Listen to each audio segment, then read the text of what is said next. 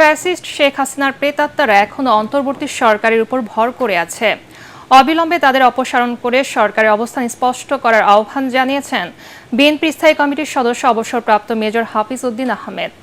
Dhaka reporters ইউনিটিতে মুক্তিযোদ্ধাদের আয়োজিত আলোচনা সভায় তিনি বলেন, অন্তর্বর্তী সরকারকে আরও সতর্ক হতে হবে। শিগগিরই গণতন্ত্র প্রতিষ্ঠা করে শহীদদের রক্তের ঋণ শোধ করতে হবে। সভায় বক্তারা বলেন, ফ্যাসিস্ট সরকারের দোসরদের বিচারের আওতায় আনতে অন্তর্বর্তী সরকারের ধীর গতিতে মানুষের মনে প্রশ্ন জেগেছে। গণহত্যাকারীদের অবিলম্বে বিচারের আওতায় আনার দাবি জানান তারা। হাসিনার প্রতাত্মারা এদের উপরে ভর করে আছে। পুরো পুলিশ বাহিনী, অন্যান্য বাহিনী সব তো হাসিনার লোকেরা এখানে আছে। 487 জন পুলিশ কিভাবে সেনানিবাসে আশ্রয় নিল? আমি সেনাপ্রধানকে জিজ্ঞাসা করতে চাই।